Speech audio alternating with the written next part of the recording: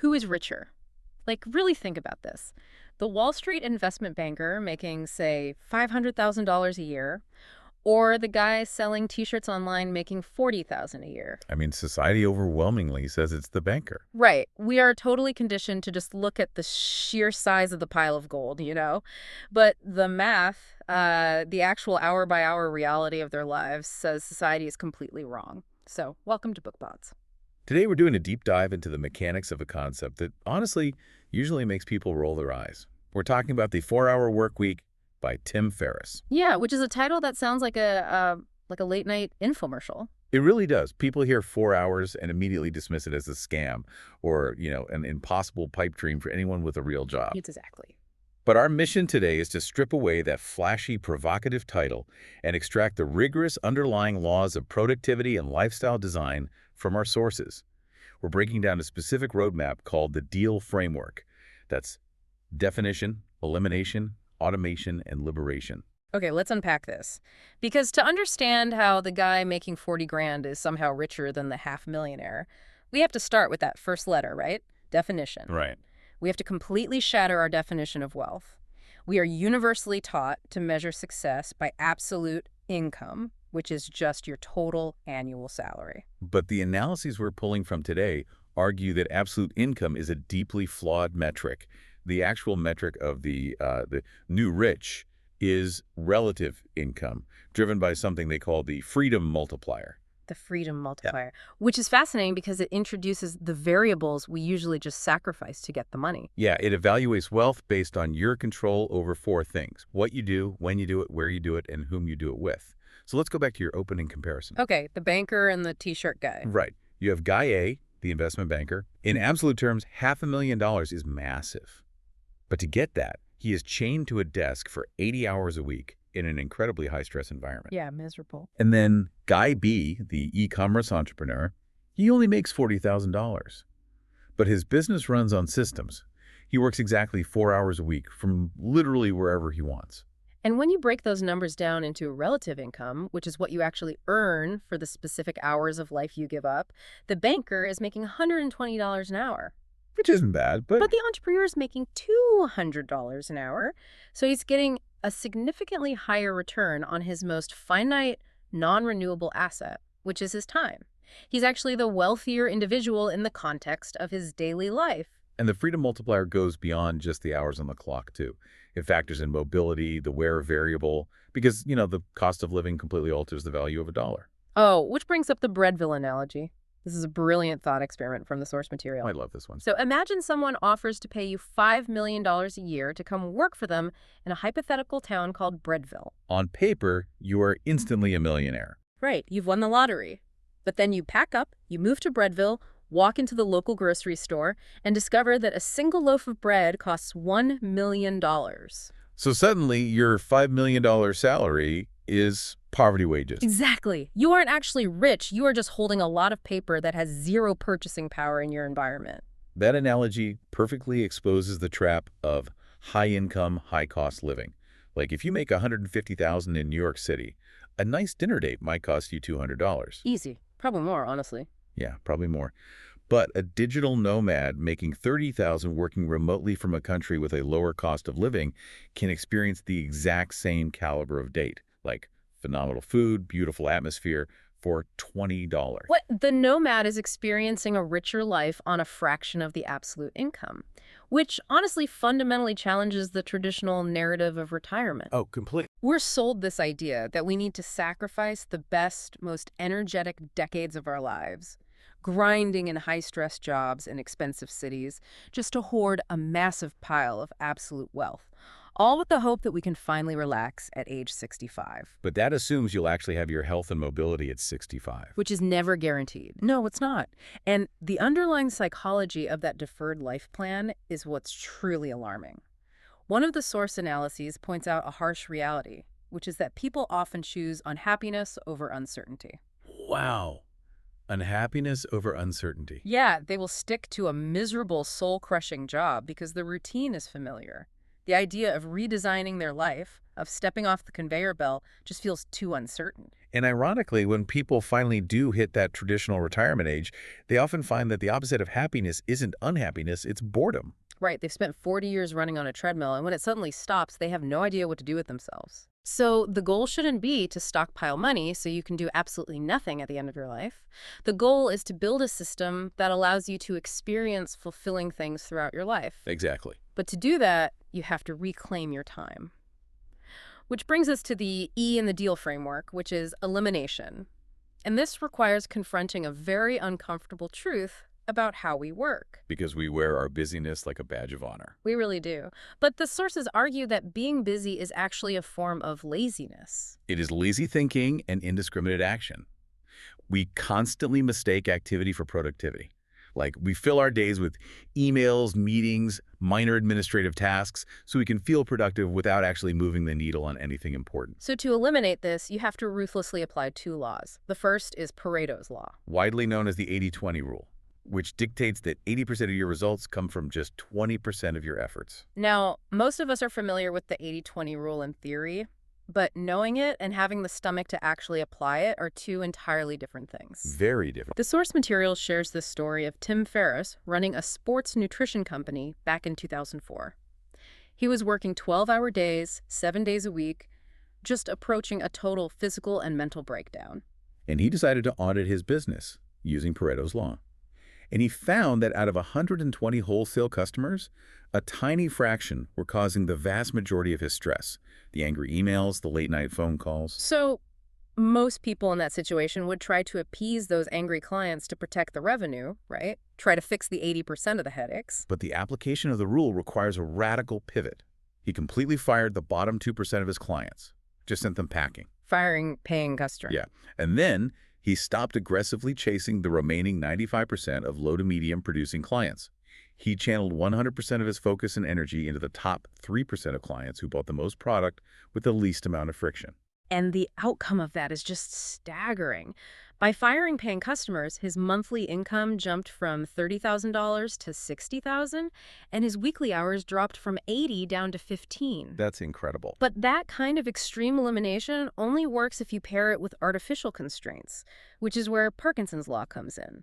The idea that work expands to fill the time allotted for it. Right. If you give yourself a week to write a proposal, it will take a week of agonizing, tweaking, and distracting yourself.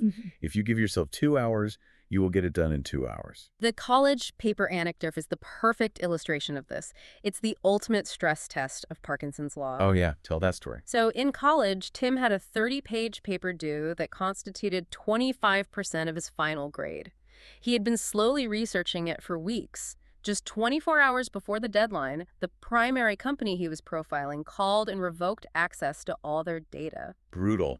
His entire project was voided. Voided. He begged his professor for an extension, and the professor simply refused. So with his back against the wall, he had exactly 24 hours to find a new company, conduct entirely new research, and write 30 pages from scratch. Because the time constraint was so severe, he couldn't afford a single moment of bloat or overthinking. He couldn't check his email. He couldn't reorganize his desk. He was forced to focus purely on the absolute essentials of the argument. And he ended up producing the best paper of his college career. Right. But let me push back on this, though, on behalf of everyone listening. Because firing clients and ignoring 80% of your workload sounds great in a book, but in reality, it feels incredibly reckless. Sure, it's scary. If you artificially compress your deadlines and ruthlessly eliminate tasks, aren't things going to break? Aren't small, bad things going to happen if you just stop paying attention to the noise? They absolutely will. And that is the psychological hurdle you have to clear. Someone will definitely get annoyed that you didn't reply to their low-priority email.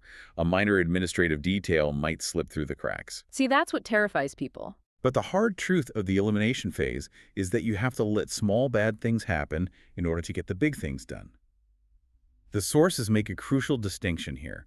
Doing an unimportant thing perfectly does not magically make it important. Doing an unimportant thing well doesn't make it important. That is a massive paradigm shift. It completely invalidates the perfectionist's excuse for procrastinating on the real work. Precisely. And this extends beyond just your task list. It applies to your mental bandwidth, too. The concept of selective ignorance is vital here. Oh, like the news diet. Exactly. We burn hours every day consuming the 24-hour news cycle, scrolling through global crises that we have absolutely zero control over and that do not impact our immediate daily execution. Being intentionally dumb about the daily news is a profound energy saver. And the hack they suggest for this is brilliant. Instead of watching the news every night and spiking your cortisol, you just check in with a well-informed friend once a week. Yeah, you just ask them, did anything major happen this week that I actually need to know about? You reclaim hours of your life, you stay broadly informed, and you drastically reduce your background anxiety. Okay, so we've redefined wealth, and we've eliminated the useless tasks and the busy work. But there is still a core of essential work that pays the bills. How do we handle that? That brings us to the A in the deal framework, automation. Right. This is where the metaphor of the ghost in the machine comes into play. You want to become invisible and untouchable by the daily grind, yet your systems and protocols are what animate the machinery of the business. You transition from being the engine to being the architect. Exactly. And the primary tool for this is outsourcing and geographic arbitrage. So let's look at the mechanics of that. Geographic arbitrage is essentially earning your income in a strong currency, like US dollars, living in a place with a highly favorable exchange rate, like pesos, and compensating your remote team in a currency like rupees. But to make that leap, you have to fundamentally change how you value labor. You have to abandon the idea of cost per hour and shift entirely to cost per task. Right, because when you look at cost per task, you stop worrying about how much someone is making per hour, and you focus solely on what it costs to get a specific result off your plate. One of the source videos from a creator running an animated book summary channel provides a highly tangible example of this. He analyzed his workflow and found that recording the audio for a video took him 1 hour, but animating that audio took him 10 hours of tedious labor. So he outsourced the animation to a talented high school student who had extra time, paying them 5% of the ad revenue that specific video would eventually generate. And by doing that, he reduced his personal work week from over a dozen hours per video down to literally just the 1 hour of audio recording. But notice the friction there. Most creators would resist that because they fear a loss of control. They worry the animation won't perfectly match their specific brand vision. Totally. I would absolutely be one of those people. If I hand over the visual core of my product to a high schooler halfway across the world, aren't I risking a massive drop in quality? I'm the bottleneck precisely because I care about the final product. And that is the classic founder's trap. Yeah. You assume nobody can do it quite as well as you. And, maybe they can't. Maybe they can only do it 80% as well. Right. But cost per task forces you to realize a harsh mathematical reality. 80% quality delivered consistently without requiring your physical labor is infinitely more scalable and valuable than 100% quality that requires you to work 80 hours a week and eventually burn out. You have to accept a margin of error to buy back your freedom. It's an ego death, really. You have to realize your time is worth more than the illusion of perfect control. I see this play out in everyday life all the time, completely outside of business. Think about the anecdote of the guy cutting his grass. You talk to someone who spends their entire Saturday sweating in the yard, pushing a mower, and they proudly brag about how they saved $30 by not hiring the neighborhood kid to do it. They view it as a victory of frugality. Right. But the economic reality is that they just declared their entire Saturday, their one day off to relax, to be with their family, is only worth $30. That is a catastrophic failure to value your own time. And that failure scales up into our professional lives. If we connect this to the bigger picture, that's why the framework recommends that you practice outsourcing even if you don't strictly need it yet. Just to get used to it. Yeah. Hire a virtual assistant for 5 hours a week just to schedule your appointments or do basic research. The goal isn't just to save time. The goal is to learn the crucial skills of management. You have to learn how to write crystal clear instructions, how to set rigid deadlines, and how to manage the inevitable mistakes without taking the task back onto your own plate. Because learning to replace yourself is the ultimate non-negotiable key to generating management-free money, which perfectly sets up the final piece of the puzzle, the L in the deal framework, liberation. Yes. We've reclaimed our time by eliminating the fluff, and we've started automating the core tasks. But how do you actually step out of the traditional 9-to-5 system? It's one thing if you're a solo entrepreneur, but what if you're an employee with a boss sitting in a corner office down the hall? You can't just declare you're working from a beach tomorrow. No, definitely not. For an employee, liberation is a stealth operation. It requires a highly strategic five-step disappearing act. And the psychology behind these steps is designed to systematically dismantle your manager's natural loss aversion and fear of losing control over you. Let's break down that psychology. Step one is to increase the company's investment in you. You want them to pay for extra training or certifications? Because you are leveraging the sunk cost fallacy. You want the company to feel that losing you would mean losing a significant, tangible financial investment. Smart. And step two is to show increased output while you are off-site. You call in sick or you take a personal day to work from home, and you make that day undeniably, overwhelmingly productive. Right. You generate more visible results than you ever do in the office. Wow. Which sets up step three. You quantify those benefits. You don't just tell your boss you work better at home. You bring them the data. You show them exactly how much more revenue or output you generated when you were shielded from office interruptions. And that data is the ammunition for step four, which is proposing a revocable trial. This is the most critical psychological hack of the entire process. It really is. You don't ask for permanent remote work. You ask to work remotely just 2 days a week for a strict 2-week trial period. By making it explicitly revocable, meaning the boss can cancel at any time if performance drops, you completely neutralize their fear. You remove the risk. They don't feel like they're setting a dangerous precedent because there's an escape hatch. And then, step five, once you crush that trial period, you gradually expand the remote days until your physical presence in the office is the exception rather than the rule. But here's the catch. Before you engineer this massive escape, you actually need to know what you are escaping to. Otherwise, you're just going to end up sitting on your couch watching television. That is where the concept of dreamlining comes in. We are trained to set vague 5-year goals that we never actually act on. Dreamlining forces you to condense that timeline. You write down exactly what you want to have, be, and do over a tight 3 to 6 month window. And then, crucially, you calculate the exact granular monthly cost of executing those dreams. Which is usually the moment of profound relief for people. Because when you actually cost out the dream, it is almost always significantly cheaper than the vague, intimidating number in your head. Yeah, you realize you don't need $2 million sitting in a retirement account to take a month-long trip to Italy or to learn a new language. You just need the specific automated monthly cash flow to cover the flights and the Airbnb. Exactly. The barrier to entry for the life you want is much lower than society tells you. Yeah. But to bridge the psychological gap between realizing that and actually taking the leap, the sources advocate for an exercise called fear setting, or rehearsing poverty. Rehearsing poverty. This is where you intentionally live your worst-case scenario. You spend a week eating nothing but cheap beans and rice, you wear your most basic clothes, you cancel all subscriptions, and you reduce your daily spending to absolute zero. You force yourself to physically inhabit the reality of your business failing or your remote work trial blowing up. And what you discover is that the floor you might fall onto is incredibly solid. Right. The worst-case scenario is not starvation in the streets, it's just a temporary tightening of the belt.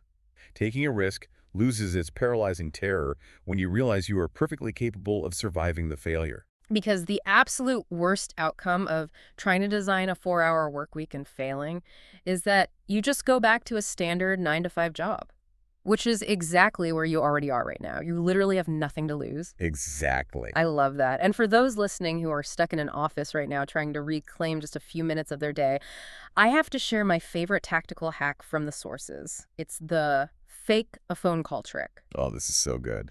When a coworker marches up to your desk, clearly ready to derail your focus for 20 minutes, you immediately pick up your phone or look at your screen and say, "Hey, I'm right in the middle of something urgent. How can I help?" You establish the boundary before they can even launch into their monologue. Exactly. It forces them to compress their 20-minute ramble into a 30-second summary, or they just tell you they'll send an email later. It is a masterful micro-application of the elimination phase. It protects your time without requiring a massive structural change to your life. And that really summarizes the entire deal framework we've mapped out today. Definition: shifting your focus from the raw size of your paycheck to the relative freedom it buys you. Elimination: brutally cutting the busy work and acknowledging that doing unimportant things well is a trap. Yeah. Automation: accepting the friction of outsourcing to replace yourself in the machinery. And liberation, strategically escaping the geographic confines of your job. It's all about shifting your gaze. Stop staring blindly at the absolute income and start calculating what your life actually costs in hours, stress, and lost weekends. You have to value your time enough to start aggressively buying it back. And we want to be entirely clear with you. Building an infrastructure that literally requires only 4 hours of maintenance a week takes a monumental amount of upfront, highly focused effort. It is not an overnight hack. No, definitely not. But you don't need to reach the absolute finish line to see the benefits. Implementing Pareto's 80-20 rule to your inbox or applying Parkinson's law to your next project today will instantly reduce your stress and increase your autonomy. Absolutely. So I want to leave you with one final, deeply provocative thought experiment from the source material to mull over. Imagine, heaven forbid, you go to the hospital today and you are diagnosed with a severe heart condition. Oh. Your doctor looks you in the eye and says, you can only work 2 hours a day from now on. If you work a single minute more, the physical stress will literally kill you. If that gun was to your head starting tomorrow morning, what are the very few things you decide to actually do? Wow. And more importantly, what gets completely, ruthlessly removed from your day? That's powerful. Keep questioning your habits, keep defending your time, and until next time, keep diving deep.